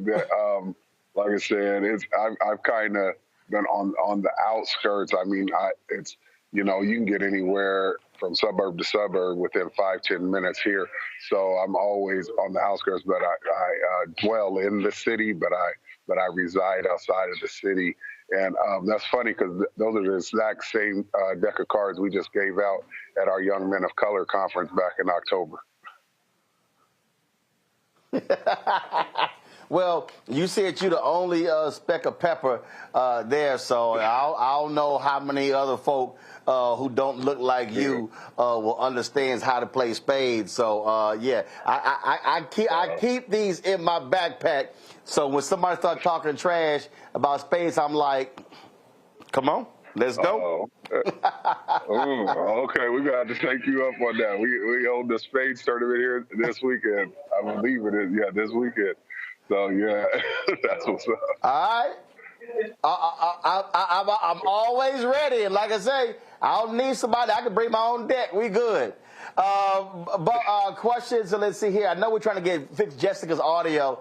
So any questions from Julian, Suzette? Julian, you first for Bo. Okay, my brother. Well, thank you for the Hip Hope Coalition. I like that name, Hip Hope. You're there at the caucus. As you look around, what's the energy? What is the energy? Because, all day long, the CNNs and the MSs have been speculating about whether people were going to come out, who are they going to come out for. Can you share what the energy is as you're there right now? Yeah, like right now, like I said, people are they're kind of sizing each other up, and because like I said, later on, everyone gets to separate. Like there's a bunch of tables here and stuff, and so everybody's like trying to feel each other out to see who they're going to align with probably later on. And the energy is high just because there are people pouring in, and we're sub-zero temperature right now, and they're still showing up. We've been at MLK, events all day long. I've had a whole little bus of kids that I've taken to a couple of events today. And so to end up here, and like I said, this is a whole different look. But like I said, this energy, I mean, these guys really get fired up for the, for the campaigns and things like that. We do take this very seriously in Iowa. But like I said, it's interesting to see that, I mean, they're willing to go at it with one another. So it really, it gives me a lot of insight to, the culture and how they deal with one another, especially when they're talking about their priorities and things that matter to them. We got Jessica straight with her audio. Jessica, I want to bring you in here. For you, what are the priorities that you want to discuss, and have you heard any of that being discussed by these Republican candidates? Yeah, thank you for having me. One of the things that I would love to hear the candidates discuss, obviously, immigration. Immigration is a major topic with our Latino community, but also access to healthcare and, the future of the economics in North America are, topics that are of concern to our community for sure. Suzette? Yes, I would like to ask you both. I was trying to get statistics about what the economic, as you just mentioned, Jessica, situation is for Black and brown folks there in Iowa. And I was reading, but the statistics I saw were from like 2012 to 2016. So 10 years ago, I'm not sure if you guys could give us some insight. What I was reading was for Black Iowans, the home ownership rate was more like a third of them. And for white Iowans, it was averaged at that time, 75%. That Black people, specifically Black men, earned about 47 cents for every dollar white men in Iowa earned. I was reading about, other statistics about what industries they were in. Talk about the economic situation there. Where are Black and brown people employed mostly? Are you seeing those deficits still? I know I've seen Black unemployment up to 5 years ago down to 10% in Iowa. Tell me about what is the reality for you guys as you live in Iowa each day. Yeah, and I'll start on that. If I don't know if you was referencing what we call the One Economy report. That is our most recent record of from when they did research a few years back. But those numbers have not moved very much, and I doubt that they got any better, especially since COVID knocked everything back out. But I mean, we're recovering. Again, we help people get jobs. The jobs are here if they want them, and they're taking them seriously. But again, the wages do vary. The disparity with the wages is very real, and you can really see some systemic challenges there. But but those numbers are pretty much the same. But the One Economy report, if you could Google that, would be the most recent and up-to-date information.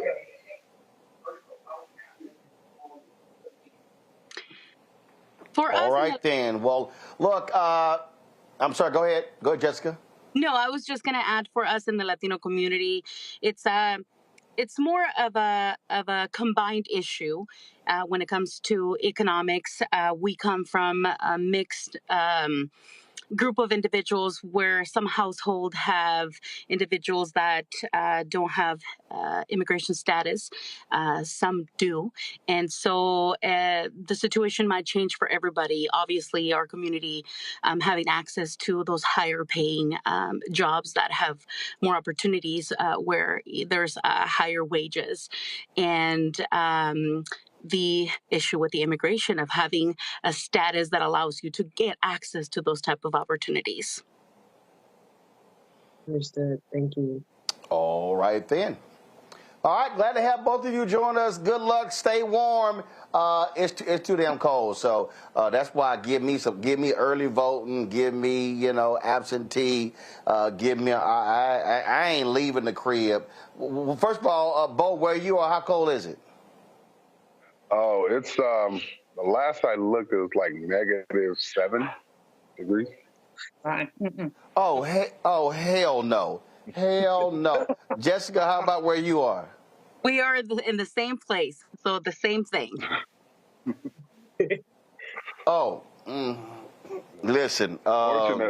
Fortunately, it's something my caucus. Hey, I was saying, fortunately, my caucus spot is like literally, fortunately, my caucus place is right across the street from where I live, so. Say, bro, -7, I ain't even trying to leave the crib, even if they across the street. I'm like, okay, all right, look, y'all, good luck. Y'all stay warm. I appreciate it. Thank you so very much. Thank you. Before I let Suzette and Julian go, your final thoughts on this MLK Day. In our last block, I'm going to play comments from today's MLK event at Ebenezer Baptist Church in Atlanta. But Suzette, you first. I'll just start where you started tonight's program, which was with the vice president's remarks. I want to say she sounded the most confident and clear as to messages that really resonate with the Black community that I've heard from anyone in the Biden administration. I know they have a challenge with their communication to Black people and understanding what we really care about and how to speak to those issues. She did a phenomenal job in that speech. I don't know if it was the spirit of the day, the audience she had and where she was speaking, but kudos to her. It's been hard for her to shine with the portfolio she was given, those issues that she must take on. But if they could utilize her in the way that she was able to bring forth the message today, there's a lot more promise to reaching those in our community that feel as if they're not being heard or that Democrats are not speaking to their issues. Julian? I agree with Suzette. I think that Kamala Harris is a rock star, and she behaved like a rock star in that speech, and we all enjoyed her energy and her focus. But let's be clear about Dr. King. Let's not sanitize him. Let's embrace the revolutionary spirit that he had. And it is amazing to me that we continue to do the Kumbaya King. We shall overcome, whatever. Forgive me for singing on your show because I can't sing. But that Kumbaya King is not the king that was real. The king that was real was an economic revolutionary. I always tell people Dr. King was an economist. He believed in distribution. If we embrace the legacy of Dr. King, we must look at issues of distribution. All the publicly held land in our city, like D.C., federal land, that's reparations. Give it to Black folks. And if you look at King, don't quote King, read King. Read the whole thing. And when you read the whole thing, you will understand that this man was a quiet revolutionary that we have never fully embraced. All right. Both of you, thanks a lot. Folks, going to a break. We come back. We'll hear from Senator Pastor Raphael Warnock plus Bernice King, the daughter of the Reverend Dr. Martin Luther King Jr. and Coretta Scott King at today's ceremony at Ebenezer Baptist Church. You're watching on YouTube. Hit the like button, folks. We should be at 1,000 likes, okay? I shouldn't be telling y'all this. Also, support us in what we do by joining our Bring the Funk fan club. You can support us by sending your check and money order to P.O. Box 57196, Washington, D.C. 20037-0196. Cash App, $RM Unfiltered. PayPal, Martin Unfiltered. Venmo's RM Unfiltered. Zelle, Roland at RolandSMartin.com. Roland at RolandMartinUnfiltered.com. We'll be right back.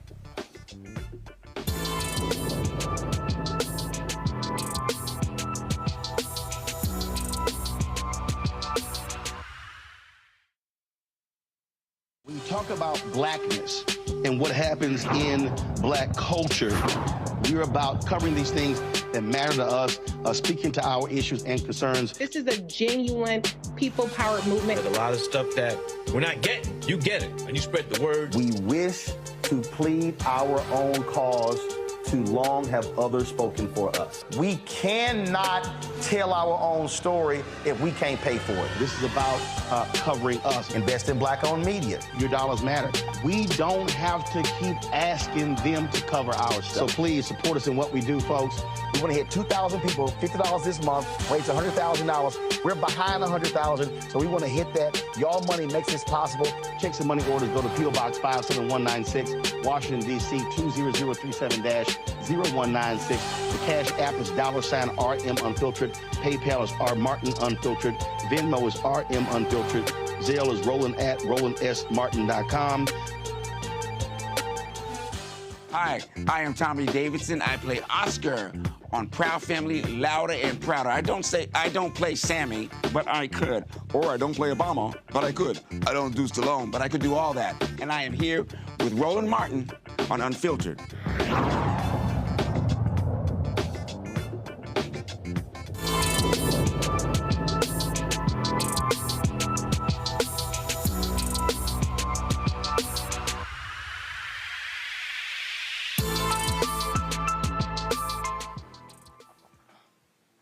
Folks, the MLK Center has an annual commemoration for this day. It takes place at Ebenezer Baptist Church. It is the church where Dr. King's father, as well as Dr. King, pastored. Well, it is always a packed celebration. Today, former Congresswoman Liz Cheney was the featured speaker, but here is Pastor and Senator Raphael Warnock with his thoughts on this day. It is my great honor and pleasure to welcome you again, those who are in this sanctuary, those who are on television and online, to the Ebenezer Baptist Church, America's Freedom Church. We're grateful for the work and the witness of the King Center and the King family. And on this, the very first King Day since her triumphant transition, as her pastor, I remember fondly the enduring love and profound respect that all of us have for the matriarch of our church, big sister of Martin Luther King Jr. Let's remember Christine King Farris. Come on, give God praise for Dr. Christine King Farris.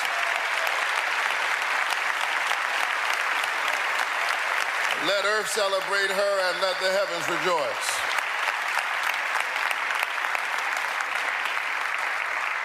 How we miss her and how we miss her hats. She was the longest serving member of the Ebenezer Baptist Church and one of the longest serving members of the faculty at Spelman College ever. Teacher, daughter of a preacher. Happy birthday, Dr. Martin Luther King Jr., 95 years. Come on, let's hear it for Dr. King. Happy birthday to America's great prophet.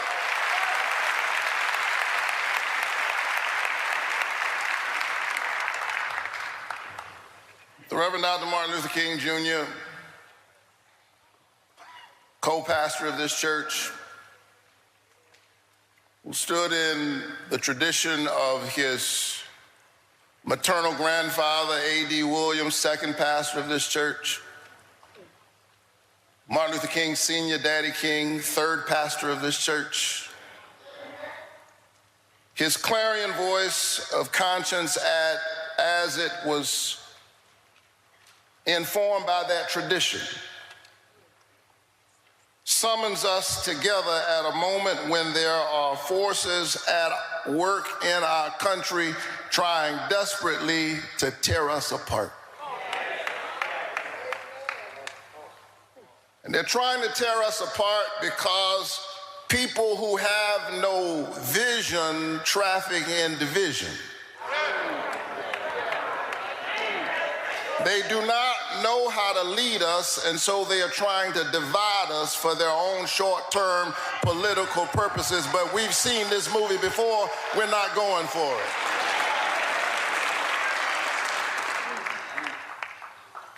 There are elected officials in our great country waging war against democracy itself. The great Reinhold Niebuhr said, humankind's capacity for justice makes democracy possible, and our capacity for injustice makes democracy necessary. Whether you're on the right or the left, you got to fight for the democracy. I say that not just as a senator, I say it as a pastor. Because I believe that democracy is the political enactment of a spiritual idea. The notion that each of us has within ourselves a spark of the divine. That we are a reflection of the very glory of God. It is the covenant that we have with one another as an American people, e pluribus unum, out of many, one. With all of our differences and all of the distinctive expressions of our diverse and variegated humanity, we must stand together, e pluribus unum, out of many, one. It takes a great spirit, the spirit of Martin Luther King Jr., to summon Raphael Warnock and Liz Cheney to the same pulpit at the same time.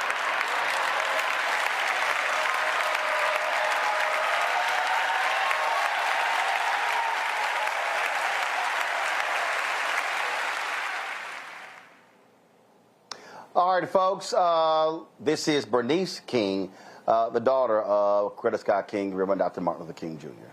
Reverend Natasha, I'm not just the daughter of Dr. Martin Luther King and Coretta Scott King, but I stand today as the daughter of the King of Kings. Hallelujah. As CEO of the King Center, let me officially welcome each and every one of you to our 56th observance of my father's birthday, the 39th federal holiday observance in honor of what would have been his 95th birthday. To Pastor Senator Warnock, thank you for opening the doors once again to us on this sacred day. Thank you to all of our program participants, especially our speaker for the hour, Reverend Arline Bradley. I want to thank also the King Center staff and the King Center team, and especially thank Fox 5, Atlanta, WGAGA TV.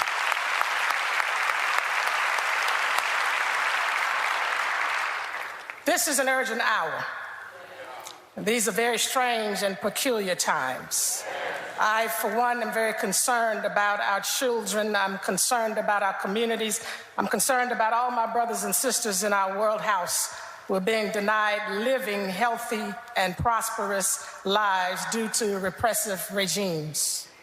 You see, I believe we are in the fight of our life. Our humanity is literally under attack, causing us to come out of character, to be opposite of what God created us to be. He created us after his image and likeness. I believe he also created us to operate from a higher plane of dignity and discipline, and yet over and over again, too many choose to operate on low levels of vibration. These tumultuous, turbulent, and trying times have led us to a dark place where it seems like our love for humanity has dimmed, and fear, hate, greed, selfishness, meanness, oppression, exploitation, nationalism, militarism, imperialism, terrorism, xenophobia, homophobia, anti-black racism, Islamophobia, and anti-Semitism have become magnified. With the looming levels of threat to our current existence through physical, sexual, and socioeconomic violence, terrorism, wars, and AI, as well as the confluence of hate and genocide, war and genocide, greed and genocide, and an unprecedented loss of human life, it's easy to feel overwhelmed with sadness, anxiety, fear, and anger, tempting us to succumb to hopelessness. There's some that believe that there is no way out or through this current conundrum.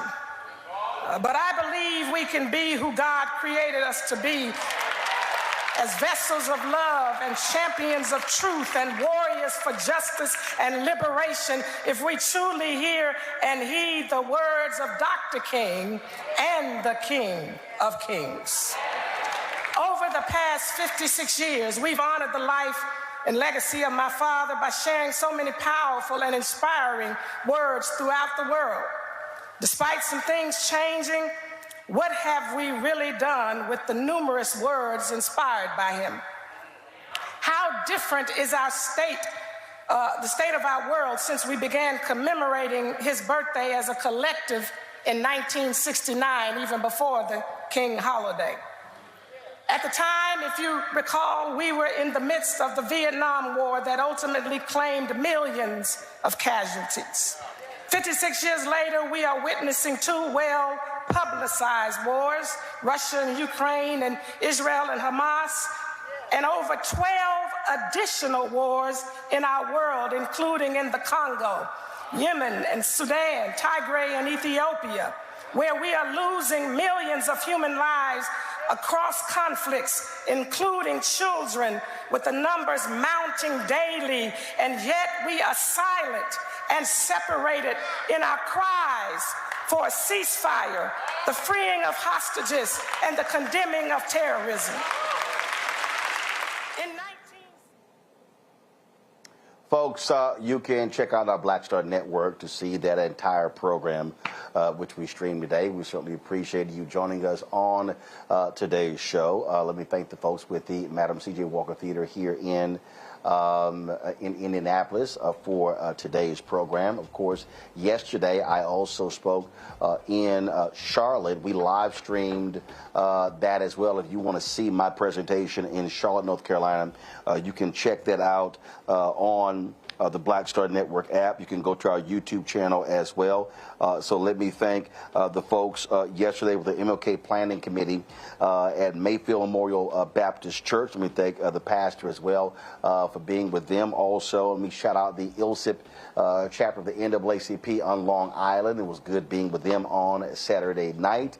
And, of course, University of Tennessee in Knoxville was there on last Thursday. Folks, don't forget that our focus is not about just celebrating, commemorating King today, as well as the other freedom fighters. The other thing is for us to keep doing the work after today. That's what our job is. That's what we must continue to do. I will be back in studio tomorrow right here on Roland Martin Unfiltered, and we're going to keep doing the work, keep being as King called on the Negro press in his book, Where Do We Go From Here, Chaos or Community, to remain militant and remain focused on the substantive when it comes to the liberation of our people. And that's exactly what we will do here on this show. If you want to support us in that effort, please join our Bring the Funk fan club. Our goal is to get 20,000 of our fans contributing on average $50 each over the next year. Y'all pull the photo up of the brother. Let me shout out Tyus. I was, as I said, I was in Indianapolis today. Do y'all have the photo? I sent it to y'all. Do y'all have it? I'll pull it up. This Tyus is there on the left. Tyrus Lewis, he wanted to make sure that he put his $1,000 donation in my hands. Tyrus, I appreciate that. And thank you so very much for your contributions to the Bring the Funk fan club. Folks, again, we appreciate it. Every dollar that we get, whether it's a $1,000 contribution, $100, $50, $25, $10, $5, $1, does not matter. It all matters for the work that we do here at Roland Martin Unfiltered, as well as the Black Star Network. You can send your check and money order to P.O. Box 57196, Washington, D.C., 20037-0196. Cash App is $RM Unfiltered. PayPal are Martin Unfiltered. Venmo is RM Unfiltered. Zelle, Roland at RolandSMartin.com. Roland at RolandMartinUnfiltered.com. Be sure to download the Black Star Network app, available on Apple phone, Android phone, Apple TV, Android TV, Roku, Amazon Fire TV, Xbox One, Samsung Smart TV.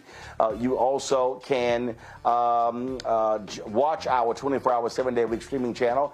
We are available on Amazon News by simply going to Amazon Fire, go to Amazon News. You can tell Alexa to play news from the Black Star Network. You can also check us out, folks, on Plex TV, Amazon Freevee, as well as Amazon Prime Video. And do not forget to get a copy of my book, White Fear, How the Browning of America is Making White Folks Lose Their Minds, available bookstores nationwide. And be sure to get the audio version on Audible. Yep, that's me reading it. You can check it out there as well. Folks, that's it. I'll see you tomorrow back in D.C. Right here, Roland Martin Unfiltered. Holla!